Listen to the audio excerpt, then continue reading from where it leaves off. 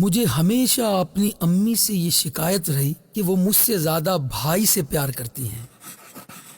امی کے ساتھ سونے کی بات آئی تو دونوں کی ضد میں جیت بھائی کی ہوئی۔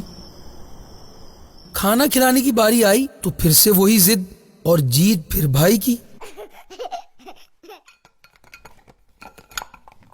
تب میں ناراض ہوتی تو اماں مجھ سے ہمیشہ یہی کہتی، بیٹا بیٹیاں ضد نہیں کرتی، وہ بات مانتی اچھی لگتی ہیں۔ اس وقت میں سوچتی تھی کبھی اچھی بیٹی نہیں بنوں گی، بات نہیں مانوں گی، بہت ضد اور بدتمیزی کروں گی، اور ایسا ہی ہوا۔ میں وقت کے ساتھ ساتھ بہت خود سر، ضدی اور ڈھیٹ سی ہو گئی، کسی کی نہیں سنتی۔ اماں میرے لیے بہت پریشان ہوتی اور کہتی تھی اس لڑکی میں تو پارا بھرا ہے، پارا، نرمی تو اس میں آتی ہی نہیں، پتہ نہیں زندگی میں کیسے چلے گی، کیسے چلے گی۔ اماں گھر میں لڑکیوں کو قرآن پڑھایا کرتی تھی تو میں ان سے کہتی، آپ کیوں پڑھاتی ہیں؟ یہ لوگ اپنی ماں کے پاس کیوں نہیں پڑھتی؟ تو کہتی، میں ان کو پڑھاتی ہوں، یہ میرے لیے صدقہ جاریہ بن جائیں گے۔ میں نے کبھی نہیں سوچا کہ صدقہ جاریہ کیا ہوتا ہے۔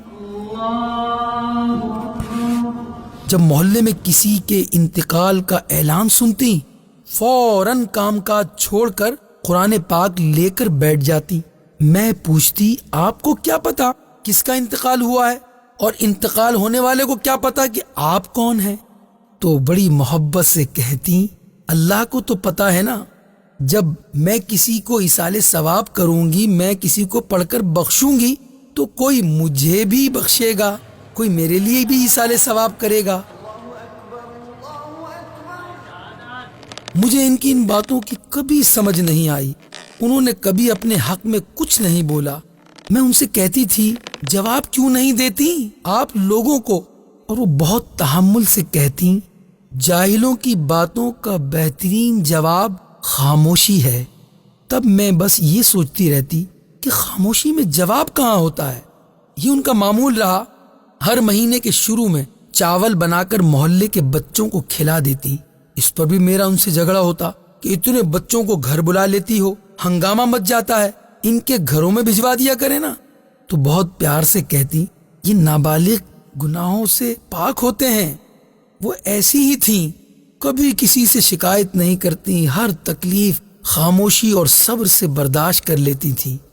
پھر وہ بیمار ہو گئیں، معلوم ہوا انہیں کینسر ہو گیا، اور وہ بھی لاسٹ سٹیج کا۔ ان کو کھانا کھلانا، پٹی کروانا، کپڑے بدلوانا، سب کام کر کے جب ایک دن فارغ ہوئی تو ان کو دیکھا ان کی آنکھوں میں آنسو تھے۔ میں نے پوچھا، کیا ہوا ماں؟ تو کہتی ہیں، شکر ادا کرتی ہوں رب کا کہ بیٹی دی ہے، اگر نہ ہوتی تو کون سنبھالتا مجھے؟ مجھے لگا کہ میری ساری بچپن کی شکایتیں ختم ہو گئی۔ اماں کو محبت تھی مجھ سے، یہ محبت ہی تو تھی کہ رات بھائی کو لے کر سوتی تھی اور صبح وہ میرے پاس سے اٹھتی۔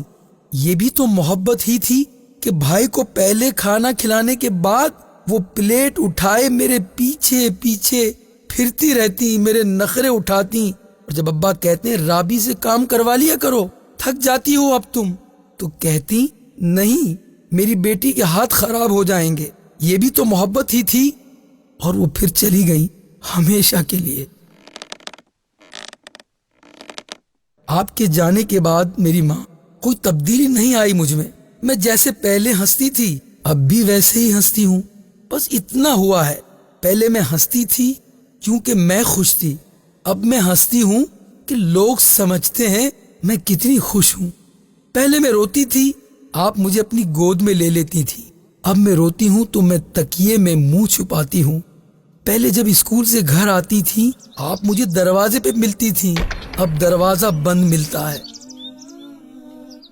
پہلے آپ پانی کھانا دیتی تھی، اب میں خود بناتی ہوں۔ اب آپ کی بیٹی کے ہاتھ بھی خراب نہیں ہوتے، اب سردی میں کپڑے دھو کے نکلنے پر کوئی میرے لیے چائے بنا کر بھی نہیں رکھتا، کوئی مجھے زبردستی انڈا بوائل کر کے بھی نہیں کھلاتا، کوئی نہیں کہتا ٹھنڈ ہے سن لے ماں کی بات، کھا لے ورنہ بیمار ہو جائے گی، کوئی نہیں دودھ کا گلاس میرے پیچھے پیچھے لیے پھرتا، کوئی نہیں کہتا ایسے دودھ نہیں پینا لا تجھے شہد ملا دیتی ہوں۔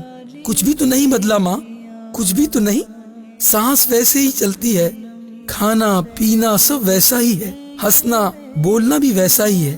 اور نند کہتی ہیں اس کڑی نو کوئی دکھ نہیں مادا، اس کو کیا پتا مجھے کتنا برا لگتا تھا کوئی مجھ پہ ترس کھائے، مجھے اب بھی برا لگتا ہے، اس لیے کسی کے سامنے نہیں روتی، میں کسی کی فضول باتوں کا جواب بھی نہیں دیتی۔